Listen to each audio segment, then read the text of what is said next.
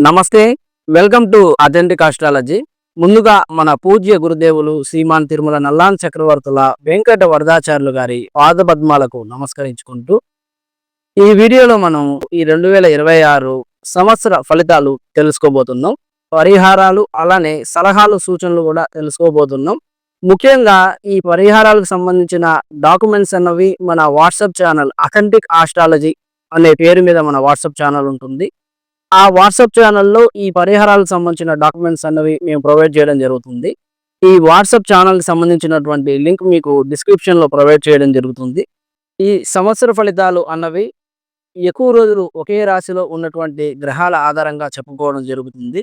మనకు గురు, శని, రాహుకేతువులు ఎక్కువ రోజులు ఒకే రాశిలో ఉండే గ్రహాలు కాబట్టి, ఈ గురు, శని, రాహుకేతువుల ఆధారంగా ఈ సంవత్సర ఫలితాలు అన్నవి చెప్పుకోవడం జరుగుతుంది. ఈ సంవత్సరం మనకు శని రాశి మారట్లేదు కాబట్టి కేవలం గురువు మాత్రమే 3 రాశులు మారుతున్నారు. రాహుకేతువులు సంవత్సరం చివర డిసెంబర్ 5వ తేదీ రాశి మారుతున్నారు. కాబట్టి గురుగ్రహ ఆధారంగా ఈ సంవత్సరాన్ని 3 ఫేజెస్‌గా డివైడ్ చేయడం జరిగింది. ఒక్కొక్క ఫేజ్‌లో ఫలితాలు ఎలా ఉంటాయో మనం క్లియర్‌గా తెలుసుకోబోతున్నాం. మన ఈ వీడియో చూడడం ద్వారా మీ లగ్న ఫలితాలు తెలుసుకొని, దానికి తగినటువంటి పరిహారాలు, అలానే సలహాలు, సూచనలు పాటించి మంచి ఫలితాలు తీసుకోవాలి అని నేను మనస్ఫూర్తిగా కోరుకుంటున్నాను. వృషభ లగ్న ఫలితాలు తెలుసుకుందాం. ఫేజ్ 1 జనవరి 1వ తేదీ నుండి జూన్ 1వ తేదీ వరకు మనకు శని ఎక్కువగా డామినేట్ చేస్తున్నారు.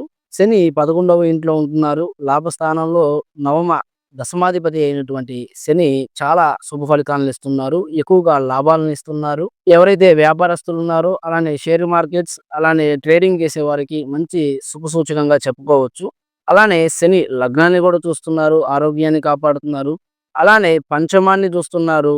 ఎక్కువగా విద్యార్థులు, అలానే సంతాన ప్రయత్నం చేసేవారికి, ఇంటర్వ్యూస్ అటెండ్ చేసేవారికి, కొత్త విద్యలు నేర్చుకోవడానికి ఈ సమయం చాలా అద్భుతంగా ఉంటుందని చెప్పుకోవచ్చు. అలానే శని అష్టమాన్ని కూడా చూస్తున్నారు. జయక్షేత్రం అన్నది బలంగా ఉందని చెప్పుకోవచ్చు. అలానే మీకు సమాజంలో పలుకుబడి కూడా ఎక్కువగా పెరగడానికి ఈ ఫేజ్ 1లో ఎక్కువగా అవకాశాలు ఉన్నాయి. ఈ ఫేజ్ 1లో గురువు మీకు 2వ ఇంట్లో ఉండడం, కాకపోతే బలం అన్నది తక్కువగా ఉండడం. అయితే గురువు మీకు 6వ ఇంటిని చూడడం, కొంతవరకు రుణ బాధలు, శత్రు బాధలు ఉండడానికి అవకాశాలు ఉంటాయి. అలానే ముఖ్యంగా దశమాన్ని చూస్తున్నారు. కాబట్టి వృత్తి, ఉద్యోగాలలో బదిలీలు, ఒత్తిడి అన్నది మీరు పై ఆఫీసుల నుండి ఎక్కువగా ప్రెషర్ అన్నది చూడడానికి ఎక్కువగా అవకాశాలు ఉంటాయి. దానికోసం మీరు గురుగ్రహానికి పరిహారాలు చేసుకుంటే సరిపోతుంది. ఈ గురుగ్రహానికి సంబంధించిన పరిహారాలు ఇవి ఎలా చేయాలి? చాలా క్లియర్‌గా మా వాట్సాప్ ఛానెల్‌లో మీకు డాక్యుమెంట్స్ ఫార్మాట్‌లో ఇవ్వడం జరుగుతుంది. అయితే ఫేజ్ 2 జూన్ 2వ తేదీ నుండి అక్టోబర్ 30వ తేదీ వరకు మనకు గురువు 3వ ఇంటికొస్తున్నారు. ఈ ఫేజ్‌లో గురుగ్రహానికి ఎక్కువగా బలాన్ని మనం చూడవచ్చు. గురువు ఉచ్చ స్థానంలో మీ 3వ ఇంట్లో ఉంటున్నారు. మీ ధైర్యోత్సాహం ఎక్కువగా దెబ్బతీసే ప్రయత్నం చేస్తున్నారు. అలానే నవమాన్ని చూస్తున్నారు.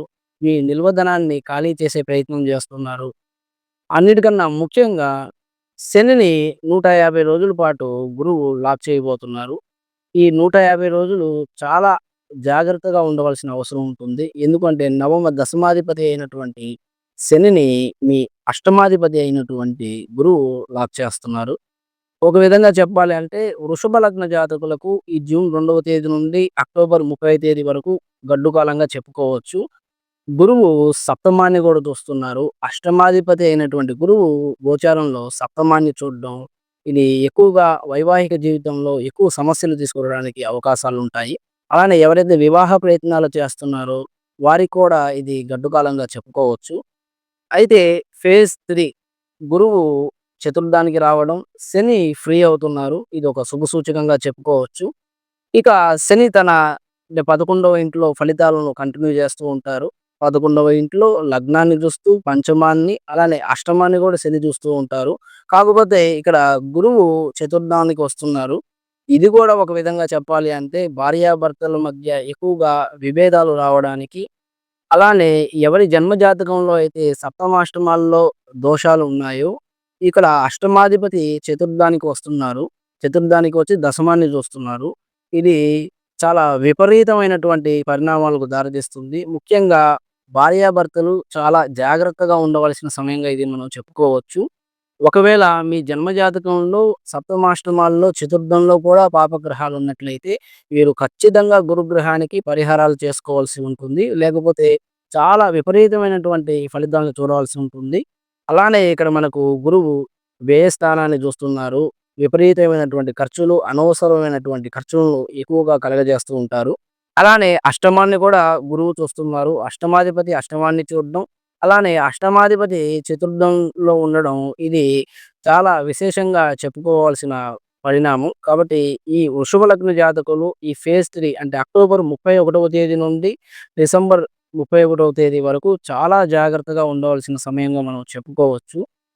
ఈ గురువు గ్రహానికి సంబంధించినటువంటి పరిహారాల్లో చాలా అద్భుతమైన పరిహారం 60 ఏళ్ళు దాటినటువంటి వృద్ధ బ్రాహ్మణులకు శనగలు దానంగా ఇవ్వాలి. వస్త్రము, అలానే తాంబూలము, అలానే దక్షిణలు చేర్చి ఆ బ్రాహ్మణుడిని గురుగ్రహంగా భావించి 3 ప్రదక్షిణలు చేసి వినయంగా ఇవ్వాల్సి ఉంటుంది. ఈ పరిహారానికి సంబంధించిన సంకల్పము, చేసే విధానాలు కూడా మన వాట్సాప్ ఛానల్‌లో మీకు ప్రొవైడ్ చేయడం జరుగుతుంది. ఈ వృషభ లగ్న జాతకులు ఈ సంవత్సరం దుర్గా కవచం, అలానే శివరక్ష స్తోత్రాన్ని పఠించడం వల్ల మీకు వచ్చేటటువంటి ఆపదలను అధిగమించవచ్చు. మీ జీవితంలో ఎక్కువ శుభ ఫలితాలను కూడా చూడవచ్చు. ఈ డాక్యుమెంట్స్ కూడా మన వాట్సాప్ ఛానల్‌లో మీకు అవైలబుల్‌గా ఉంటాయి. ఈ సలహాలను, సూచనలు పాటించి మంచి ఫలితాలను తీసుకుంటారని మనస్ఫూర్తిగా కోరుకుంటున్నాను. నెక్స్ట్ వీడియోలో మళ్ళీ కలుద్దాం. నమస్తే.